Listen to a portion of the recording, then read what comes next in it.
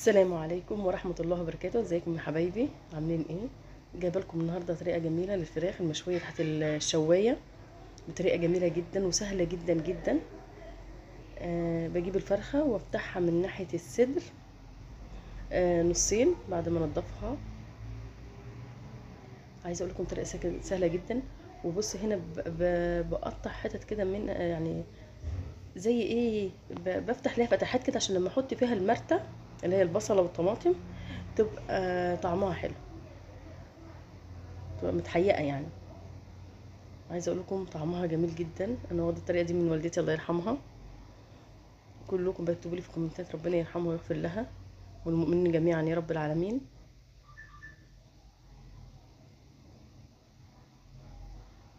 هنا انا غسلت السكينه على فكره يا جماعه. هنا هخرط بصلتين ماشي. طريقتها سهله جدا، مرتة سهله جدا زي ما بنعملها كل مره. وطماطم دي انا مطلعاها من الفريزر، كنت حاطاها في الفريزر. انا عايزه اقول لكم الطماطم دي عندي من رمضان. وحطيت شويه ملح، كنت المفروض احط شويه فلفل اسود بس ما لقيتش فلفل اسود، لما انزل ابقى اجيب بهارات. طريقتها سهله جدا جدا جدا. بصوا احطها في الصينيه وادعكها كده ايه. شفت الطريقه سهله سهله سهله يعني. وطعمها مش عايزه اقول لكم يعني، حتى مش محتاجه تتاكل كده بالعيش يعني.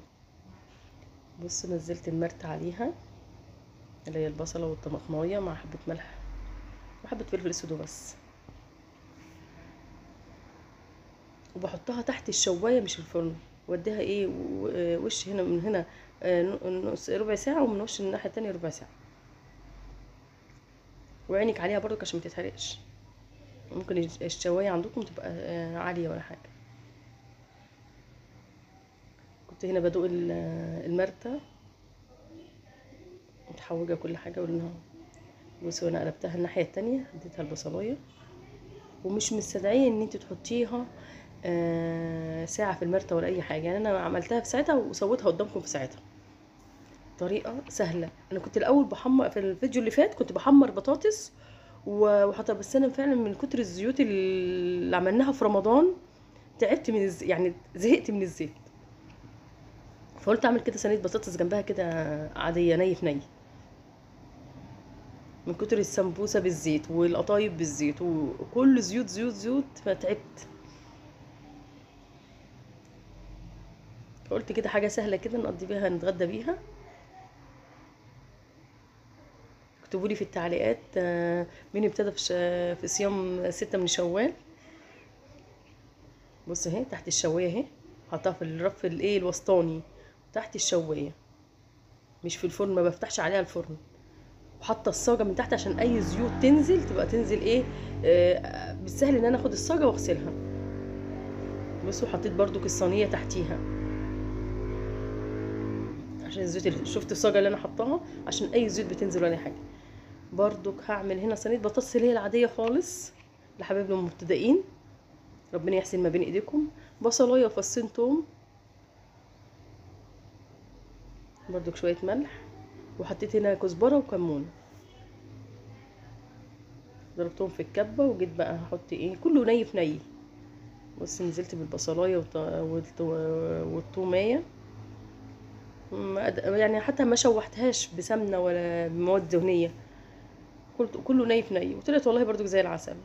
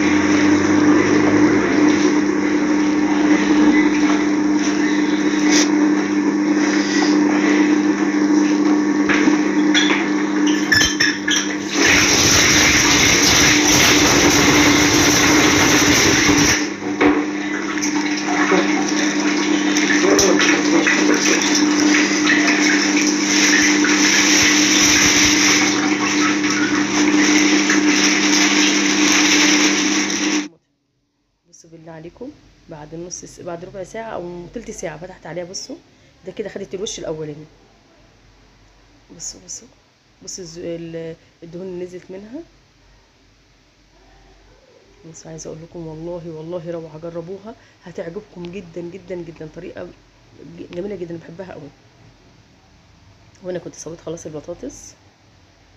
بصوا وهقلب الفرخه الناحيه التانية. بصوا قلبتها الناحيه التانية برضو خدت الوش اهو.